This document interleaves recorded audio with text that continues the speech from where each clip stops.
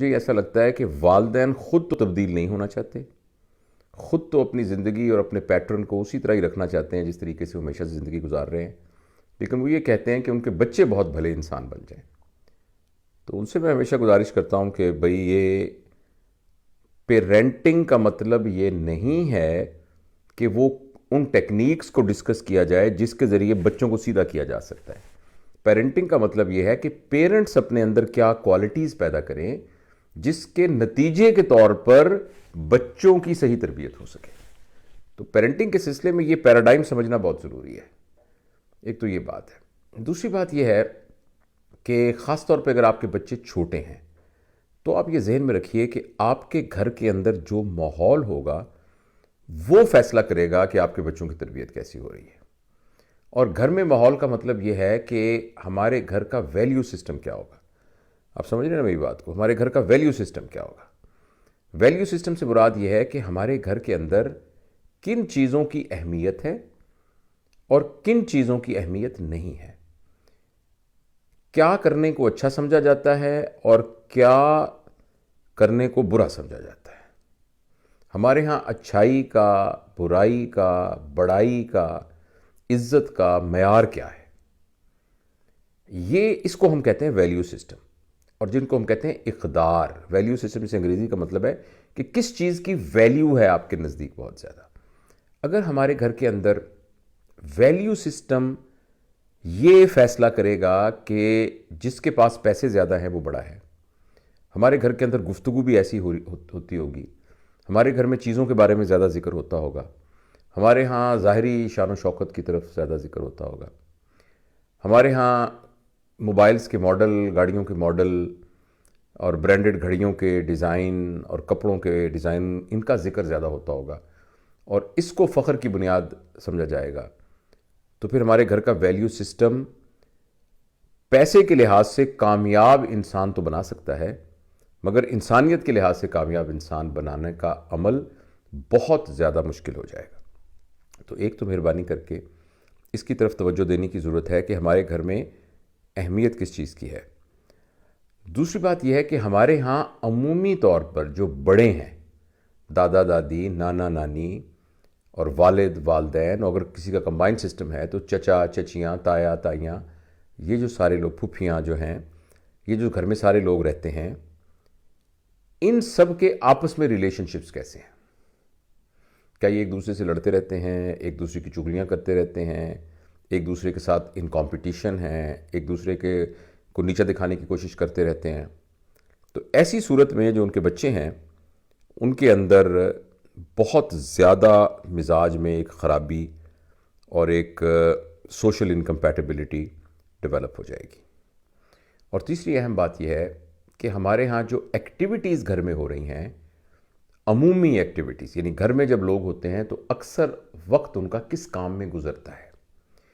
یہ بھی اس بات کا فیصلہ کرتا ہے کہ ہمارے بچوں کا مزاج کیسا بنے گا۔ فرض کریں گھر کے اندر علمی گفتگو ہو رہی ہے، گھر کے اندر مذہبی گفتگو ہو رہی ہے، گھر کی ایکٹیویٹیز میں سے ایک ایکٹیویٹی یہ ہے کہ سب لوگ اکٹھے بیٹھ کے قرآن پاک پڑھتے ہیں۔ گھر کے اندر صبح کے وقت فجر کی نماز کے بعد دادی اماں جو ہیں وہ ایک جگہ پر عبادت کر رہی ہوتی ہیں، ابا بھی نماز پڑھنے گئے ہوتے ہیں، اور بعد میں ایک کمرے سے آہستہ آہستہ ایک یعنی سریلی سی کسی کی تلاوت کرنے کی آواز آ رہی ہے، اور گھر کے ماحول کے اندر اس طرح کی آوازیں آ رہی ہیں، اور ہمارے گھر کے اندر یعنی عالمی معاملات ڈسکس ہو رہے ہیں، علمی معاملات ڈسکس ہو رہے ہیں، کتابوں پہ تبصرہ ہو رہا ہے، آرٹ کے بارے میں بات ہو رہی ہے، لٹریچر کے بارے میں بات ہو رہی ہے، تو ہمارے بچے جو ہیں وہ اس بات سے متاثر ہوں گے اور ان کے ویلیو سسٹم کے اندر آرٹ کی، کلچر کی، تہذیب کی، روایات کی، ثقافت کی محبت ڈیولپ ہوگی۔ اور انسان کی زندگی کامیاب گزرے، انسان کی زندگی مؤثر گزرے، اس کا تعلق صرف اس بات پر نہیں ہے کہ اس کے پاس کتنے پیسے ہوں، وہ اس بات پر ہے کہ اس کے اندر انسانیت کتنی ہو۔ اس سلسلے میں ویسے تو ساری باتیں میں نے آپ سے عرض کر دی ہیں، اور آپ ان کو پھیلا کر اور ان باتوں کو مزید کھول کر اس کی جزیات کو کا خود جائزہ لے سکتے ہیں، لیکن ایک چیز جو بڑی میں آپ کو ڈائریکٹلی پوائنٹ آؤٹ کرنا چاہتا ہوں کہ گھر کے اندر اگر مین ایکٹیویٹی ٹی وی دیکھنا ہے یعنی گھر کا جو مرکزی جو حصہ ہے اور گھر کی جو سب سے مرکزی دیوار ہے اس کے اوپر ٹی وی لگا ہوا ہے، اور سب لوگ جب آتے ہیں تو وہ فوری طور پر یہ فرض سمجھتے ہیں کہ یہ ٹی وی ہر وقت چلتا رہنا چاہیے، اور جب بھی لوگ اس کے گرد بیٹھتے ہیں تو جو ایک مرکزی ایکٹیویٹی ہے اور مرکزی کام ہے وہ اس کا دیکھنا ہے، اسکرین کا دیکھنا ہے، تو اس کی جو ہمیں قیمت اور خمیازہ بھگتنا پڑے گا وہ رشتوں کی کمزوری کے سلسلے میں ہوگا، ایک دوسرے کے ساتھ اعتبار کی کمی کے سلسلے میں ہوگا۔ ضرور دیکھنا چاہیے ٹی وی، یہ ایک گائیڈڈ ایکٹیویٹی ہونی چاہیے اور اس کو اہتمام سے دیکھنا چاہیے، جیسے ہفتے میں ایک دفعہ سب نے پلان کیا ہوا ہے کہ آج ہمارا تفریح کا وقت ہے اور ہم آج بیٹھ کے فلاں چیز دیکھیں گے، تو سب لوگ اس کو تفریح کے طور پر دیکھ رہے ہیں اور سب لوگوں کا ایک ہی مطمع نظر ہے، تو یہ بڑی پھر ایفیکٹو ایکٹیویٹی ہو جائے گی۔ لیکن ہر وقت لوگ اپنے تئیں سکرین کے ساتھ چپکے رہے، اور اسی کی جو دوسری خوفناک شکل ہے وہ یہ ہے کہ موبائل کا بیجا استعمال اور اپنے آئی پیڈ اور لیپ ٹاپ کا استعمال مسلسل، جس کی وجہ سے گھر کے اندر جو آپس میں ایک مکالمہ ہے اور آپس میں ایک تعلق ہے اور آپس کے ساتھ ایک شیئرنگ ہے وہ متاثر ہو جائے، تو یہ ایک بہت بڑی خرابی کا پیش خیمہ ثابت ہوتی ہے۔ میرے خیال کے اندر گھر میں جو نمایاں جگہ ہے وہاں کتابیں پڑھی ہونی چاہیے، اور کتابیں گھر میں ہر شخص کی ضرورت کی کتابیں موجود ہونی چاہیے، اور جو بچے ہیں وہ اپنے بڑوں کو کتابیں پڑھتا ہوا دیکھیں، ان کو نظر آئے، تو جتنا جتنا کتاب کے ساتھ تعلق ہوگا، اتنا جو ہے وہ انسانیت کے ساتھ تعلق ہوگا۔ تو یہ کچھ تھوڑی سی باتیں ہیں، میں ان سمری میں یہی کہوں گا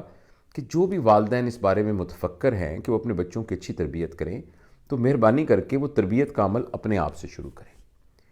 ایک بات جو ہم نے بہت کروڑ دفعہ کہی ہے کہ ہمارے بچے وہ نہیں کرتے جو ہم انہیں کرنے کو کہتے ہیں، ہمارے بچے وہ کرتے ہیں جو ہم کرتے ہیں۔ تو جیسا ہم اپنے بچے کو بنانا چاہتے ہیں، یعنی ہم بچے کو کہتے ہیں جھوٹ مت بولو، اور یہ وہ شخص کہہ رہا ہے جو کہ ساری زندگی جھوٹ بولتا رہا ہے۔ ہم بچے کو کہہ رہے ہیں کہ خبردار تم نے موبائل نہیں استعمال کرنا، اور یہ وہ شخص ہے